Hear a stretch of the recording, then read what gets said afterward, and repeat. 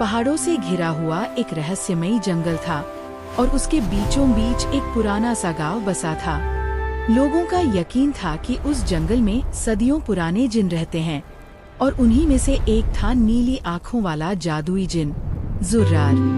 उसका नाम सुनकर भी गांव वाले कांप जाते थे, मगर कोई नहीं जानता था कि असलियत में वह कैसा है। उसी गांव में एक लड़की रहती थी, इब्बान। दिल की नरम, हिम्मती और हर उस सच्चाई की तलाश में जो लोग डर की वजह से छुपा देते थे। उसे बचपन से यकीन था कि हर जिन बुरा नहीं होता, कुछ बस गलत समझ लिए जाते हैं। एक रात जब आसमान पर धुंधले बादल थे, जंगल की तरफ एक अजीब सी नीली रोशनी चमकी।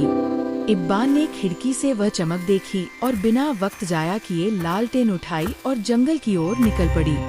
हर कदम पर उसे पत्तों के नीचे से सरसराहट महसूस हो रही थी, जैसे कोई उसके पीछे पीछे चल रहा हो।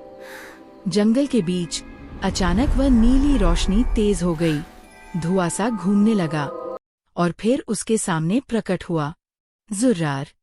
उसका बदन धुएं से बना हुआ लगता था, किनारे हवा में घुलते जाते, मगर आंखें गहरी नीली, जैसे उनमें समुंदर की गहराई कैद हो।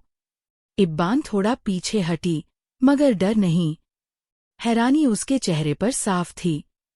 जुर्रार ने भारी मगर ठहरी हुई आवाज में पूछा, इंसानी लड़की, तू मुझे देखकर भागी क्यों नहीं?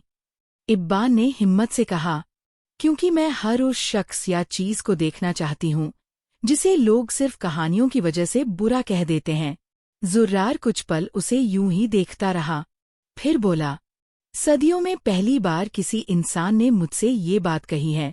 उस पल उनके बीच एक अनकही सी रोशनी भर गई, एतबार की। जुर्रार ने उसे वह जगह दिखाई जहां वह रहता था, एक नीली रोशनी वाली गुफा जो बाहर से साधारण लेकिन अंदर से आसमान की तरह चमकती हुई। उसने बताया कि वह काबिल और ताकतवर जरूर है, मगर अकेले रहते रहते इंसानों से फासला हो गया है, नफरत नहीं। इब्बान हर रोज उससे मिलने लगी। वह उससे जिन्नात की कहानी सुनती और अपनी दुनिया के किस्से उसे सुनाती। धीरे धीरे जुर्रार के चेहरे पर वो नर्म मुस्कुराहट आने लगी जो शायद किसी इंसान ने कभी नहीं देखी थी। एक दिन गांव में हड़कंप मच गया। जंगल में एक साया जिन आजाद हो चुका था। वह जानवरों और इंसानों पर हमला कर रहा था। गांव वाले डर गए और तुरंत इल्जाम लगा दिया, ये जुर्रार की वजह से हुआ है। इब्बान चिल्लाई, नहीं, वो ऐसा नहीं कर सकता, मगर कोई उसकी बात मानने को तैयार नहीं था। जंगल में जुर्रार सामने आया। उसके जिस्म से नीली रोशनी लपटों की तरह निकल रही थी। साया जिन भी सामने आ गया, काले धुएं और लाल आँखों वाला। दोनों आसमान में उठा लिए गए। नीली और स्याह रोशनी टकराने लगी, दरख्त कांपने लगे, जमीन हलने लगी। इब्बान दौड़कर बीच में आई और चीखकर बोली, जुर्रार, तुम अकेले नहीं हो। उसकी आवाज जैसे जादू बन गई। जुर्रार की नीली रोशनी अचानक और तेज हो गई।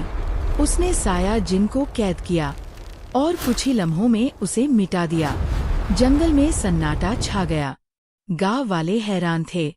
जुर्रार ने इब्बान को देखा और धीरे से कहा, शुक्रिया, तुमने मुझे वो एहसास दिलाया जो मैं भूल चुका था, इंसानियत। गांव वालों ने पहली बार उसे दुश्मन नहीं बल्कि रक्षक माना। आखिर में जुर्रार ने आसमान की तरफ देखा, एक हल्की मुस्कुराहट दी और नीली धुंध में गुम हो गया। जाते जाते सिर्फ इतना कहा, जंगल अब तुम्हारी रोशनी से महफूज है। अगर कभी बुराई उठेगी, याद रखना, मैं लौट आऊंगा।